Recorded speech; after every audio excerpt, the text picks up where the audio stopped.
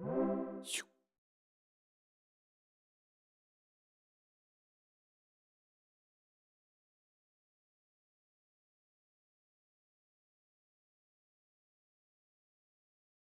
il y a quelques questions qui sont venues par Twitter. Je vais essayer de reprendre les principales.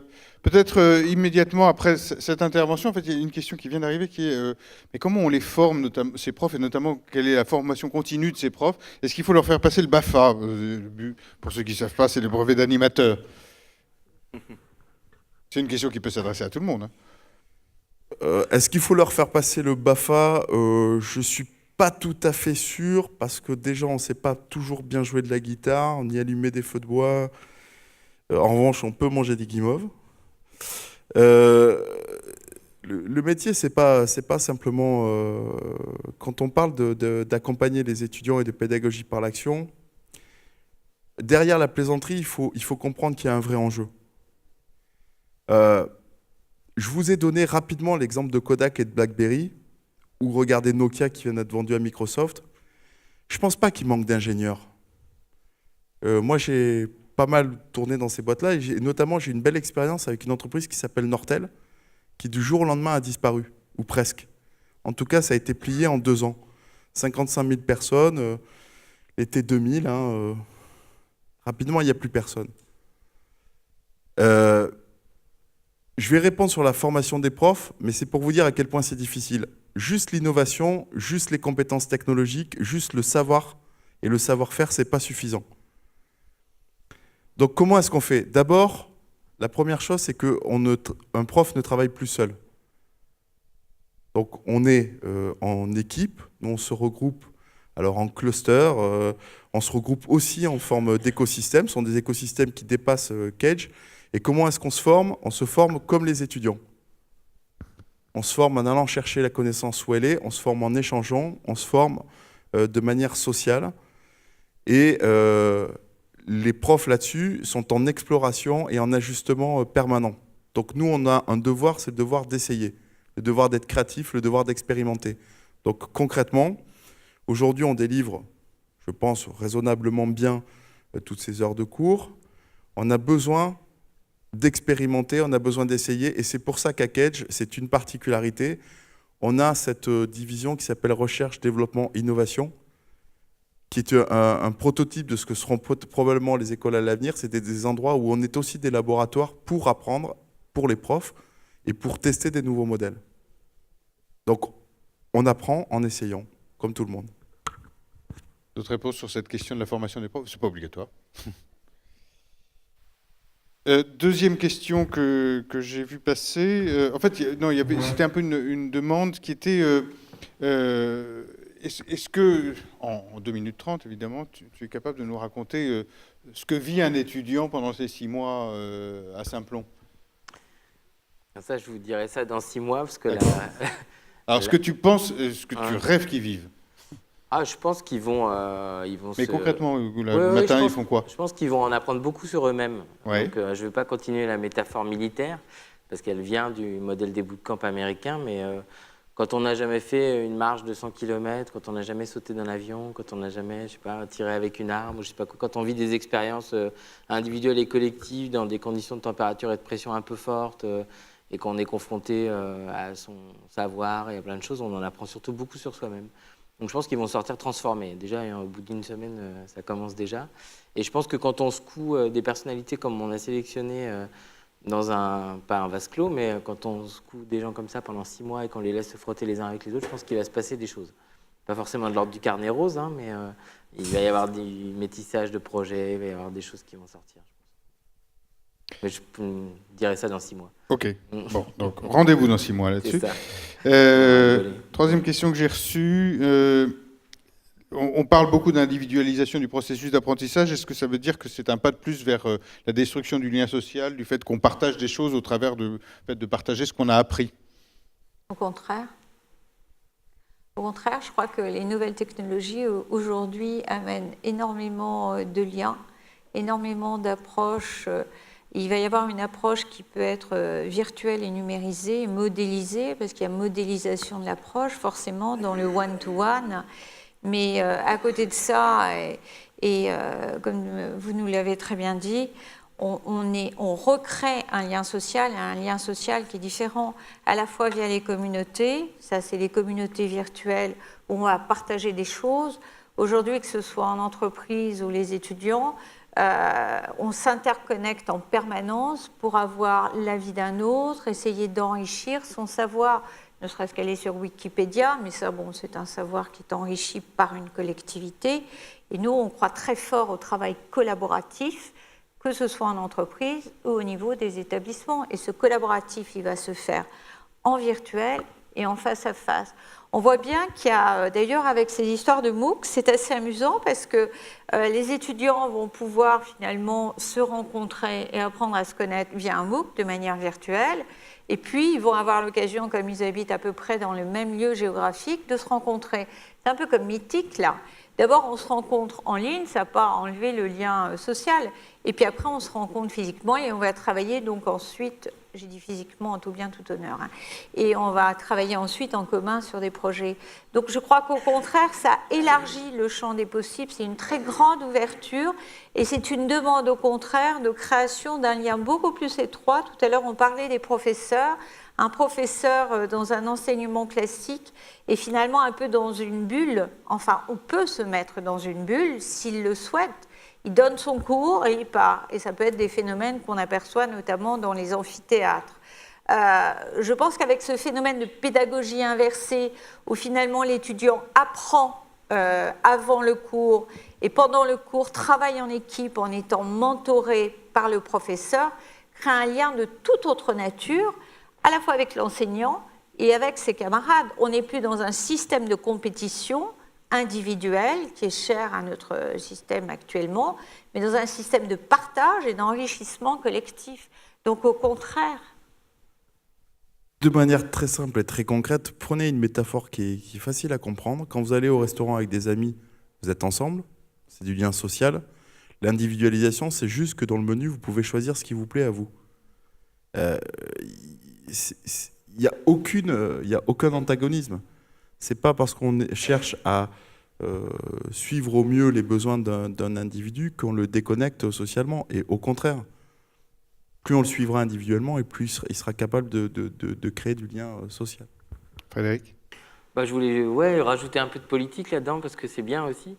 Face au modèle de Jules Ferry où il y avait le sachant qui distribuait du haut de son estrade son savoir à une assemblée de gens médusés qui n'avaient pas le droit de bouger et de l'ouvrir, il y a eu une pédagogie alternative qui dès l'origine était en lutte contre celle-là, qui est celle d'auteurs comme Jacques Otto par exemple, qui a été assez bien repris par Jacques Rancière, ou des pédagogies de libération là aussi où c'est les élèves qui s'apprennent les uns les autres par petits groupes et qui peuvent démultiplier le savoir. Et on pouvait, grâce à ces pédagogies-là, former beaucoup plus de gens, beaucoup plus rapidement. Par contre, c'était un mode d'enseignement beaucoup plus subversif. Et à Saint-Plon, on ne fait pas du Jacques Otto, même si on y pense très fort, mais on pratique le peer programming. Donc déjà, ils sont par binôme. Donc déjà, ils se corrigent les uns les autres, ils regardent le code, il y en a... Enfin, c'est intéressant de faire des choses comme ça aussi. Et les enseignants, ils sont là pour répondre aux questions. Ils ne sont même pas là pour distribuer quoi que ce soit. C'est un autre format, quoi.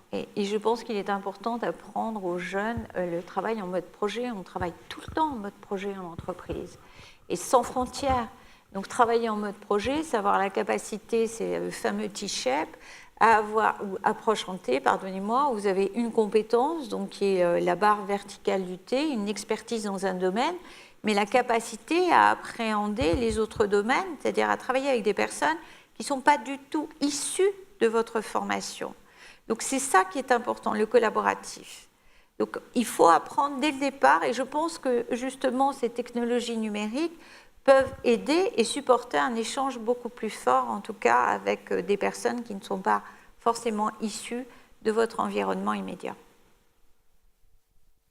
Dernière question, j'étais frappé en fait du modèle que vous présentiez en disant finalement, moi, je vous rassure, vous ne devez pas être un si mauvais prof, mais enfin bon, c'est pas grave. Moi, je vais pas faire prof parce qu'il y a celui de Stanford, celui de Harvard, etc. Est-ce que finalement on s'oriente vers des métiers de prof un peu différents. C'est un certain nombre de gens qui font le cours, suivi par des centaines de milliers d'étudiants, et puis les autres. Comment ça fonctionne? Qui donne ces cours magistraux si des gens comme vous, qui venez de nous faire une démonstration que vous pouvez être un bon prof, décident que finalement vous vous alignez pas? Oui, je pense que... Alors j'ai été peut-être un peu vite. Il ne faut pas faire la même chose. Si vous voulez faire la même chose, ça devient compliqué. Ça nous oblige donc à passer moins de temps à essayer de faire la même chose. Parce qu'aujourd'hui, finalement, si on est réaliste, 80% des contenus d'un cours de première année dans nos établissements, mais c'est pareil dans les écoles d'ingénieurs ou ailleurs, quand je dis 80%, c'est pour être généreux, c'est pas de la connaissance que nous avons produite. D'accord ? Donc s'il y a des gens qui sont capables de packager ça mieux et de le faire d'une manière plus attractive, il faut leur laisser. Mais donc nous, on va être dans une sorte de modèle du manuel à ce moment-là? On va être dans une forme de modèle du manuel, mais simplement ce manuel, il est aux frontières énormes. Donc il faut, nous, qu'est-ce qu'on doit faire? On doit encourager à aller chercher aux frontières de tout cet univers-là. Donc aller fabriquer le plus gros manuel du monde. Donc aller chercher de la connaissance partout. Nous, on est là pour leur donner, et nous, on est là pour en créer une partie que les autres n'ont pas, qui correspond, c'est ce que je disais tout à l'heure, à notre vision du monde et à ce qu'on peut apporter de différent. Parce que sinon, ça va devenir hyper normatif, ça c'est un peu dangereux. Mais c'est de se dire, ne perdons pas de temps à faire ce que les autres font par ailleurs et qui est intelligent. Nous, rajoutons et posons-nous la question de quelle est la petite brique d'intelligence qu'on peut rapporter à tout ça. Et la logique collaborative, c'est ça. La logique collaborative, c'est un qui met une brique dans une communauté d'innovation ouverte, on ne va pas rajouter la même brique. On va dire, ah tiens, mais ta brique, elle me donne une idée, je vais rajouter un petit bout sur cette petite brique. Et nous, c'est dans cette logique collaborative, c'est quelle est la part d'originalité qu'on peut créer. Donc ça nous oblige effectivement à éviter d'être normatif, à pousser les étudiants à aller explorer, mais nous, à être beaucoup plus créatifs sur la petite brique qu'on va apporter. Et le modèle qui se profile aujourd'hui, c'est un modèle qui est très exigeant pour les profs. Et c'est pour ça que je suis, avec mes collègues, passionné par ce qui se passe, parce que ça nous oblige, nous, à être non pas des sachants, j'allais dire, au modèle classique universitaire, mais être des apprenants, et être de meilleurs apprenants que nos étudiants. Et c'est là où c'est passionnant. Parce que nous, on est quand même payés pour continuer à apprendre, c'est génial. Et en même temps, ça nous oblige à être créatifs. C'est-à-dire à de dire quelle est cette petite part de connaissance qu'on va leur apporter et qu'ils ne trouveront nulle part ailleurs. Donc à la fois, c'est plus difficile et un peu plus angoissant, et en même temps, c'est beaucoup plus satisfaisant parce que ce qu'on leur apporte, ils ne le trouveront pas ailleurs. Merci beaucoup, merci Josiane, merci Frédéric, merci Pierre-Guy. Je crois qu'on peut les applaudir.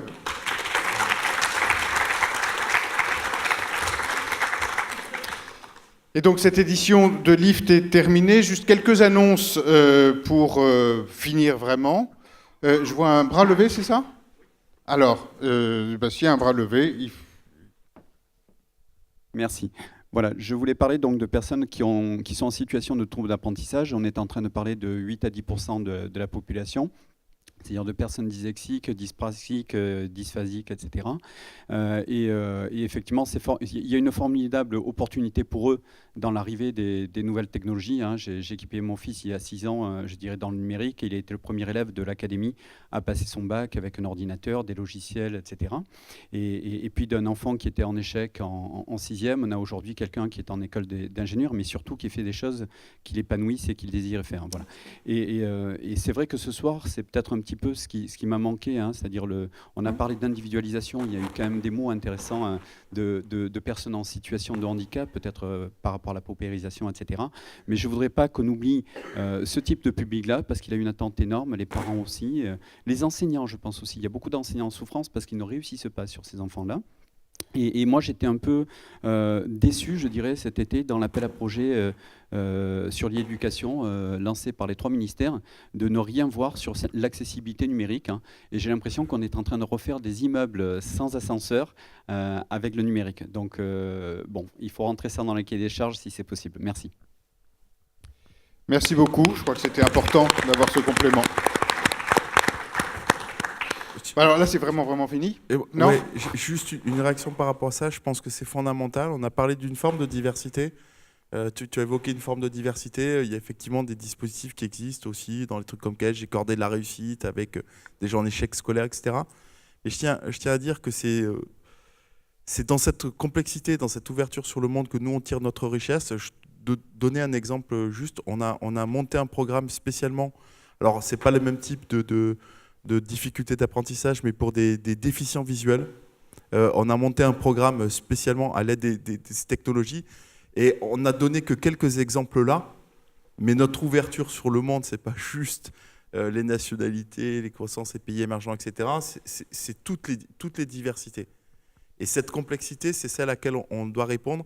Et c'est, je le disais tout à l'heure, ce qui rend notre métier passionnant. Donc j'ai cet exemple-là, mais ça fait partie des choses où il ne faut pas non plus hésiter à venir nous solliciter, parce que c'est aussi notre métier que de répondre à toute cette complexité. Alors pour finir, 5 annonces très rapides, je vous rassure tout de suite. D'abord des remerciements quand même. Une journée comme ça s'organise longtemps à l'avance, ça s'organise avec plein de monde, donc je vais faire des remerciements complètement injustes parce qu'il y a des gens qui vont être oubliés. Mais quand même, les principaux, merci à l'équipe de Lift, en particulier à Sylvie, à Nicolas, avec lesquels on travaille bien depuis toutes ces années. Merci à l'équipe de la FING, en particulier évidemment à Fabien, Aurélie, Pierre, Renaud, Charles, mais là aussi j'oublie tous les autres parce que tous ont participé ou participent au livre, donc à toute l'équipe de la FING. Merci à O2Zone qui a assuré la captation vidéo et qui va mettre en ligne ces vidéos. Donc c'est une information pour vous, c'est que toutes les vidéos des interventions seront en ligne dans les jours et semaines à venir sur le site de Lift. Merci à Design the Future Now pour le Lift Experience. À nouveau, c'est encore là demain. Il faut y aller, il faut aller voir, il faut découvrir. C'est formidable ce qu'ils ont fait. Et puis merci aux équipes de la Villa Méditerranée qui nous ont quand même tellement bien accueillis dans cette salle magnifique, qui sont en train de rôder, hein, parce que c'est tout neuf, tout ça. Et bon, voilà, c'est beau boulot, beau travail. Donc merci à tout le monde, à tous ces intervenants qui ont fait cette réussite. Donc les vidéos, je vous l'ai déjà dit, elles seront en ligne. Le buffet, je ne vous l'ai pas encore dit, ce sera au moins 2 ici, à partir de 19h45, donc dans quelques minutes. Qu'est-ce qui va se passer encore? Il se passe encore des choses, c'est jamais fermé, c'est jamais fini, en tout cas jusqu'à demain soir, tard d'ailleurs. Là, à 20h30, je vous rappelle, c'est un événement partenaire, mais un événement important, un débat du Forum d'Action Modernité, présidé par Philippe Lemoine, qui s'appelle « Affaires entre soi, violence, dégager l'horizon » avec un certain nombre d'acteurs engagés. Ici, je pense qu'il y aura un beau débat, bien vif, bien riche. Donc, si vous tenez, mais on va vous aider grâce au cocktail, n'hésitez pas à revenir parce que ça en vaudra la peine. Demain, pour ceux et celles qui sont inscrits, on revient ici en mode complètement différent, en mode atelier, questions numériques. On est là pour se poser les questions auxquelles il faudra qu'on réponde dans les années à venir. Donc on fait une espèce de prospective un peu particulière, très collective. Donc n'hésitez pas, si vous n'êtes pas encore inscrit, venez nous en parler. On peut encore trouver quelques places, mais pas beaucoup quand même, parce qu'on va être relativement nombreux. L'idée là, mais sachez qu'on va vous faire travailler. Vous serez plus là pour écouter des conférences. On va faire ce qu'on s'est dit tout à l'heure, en fait. Hein. En gros, c'est vous qui allez produire les connaissances et même des connaissances encore inexistantes. Voilà, c'est tout. Merci beaucoup. À très bientôt.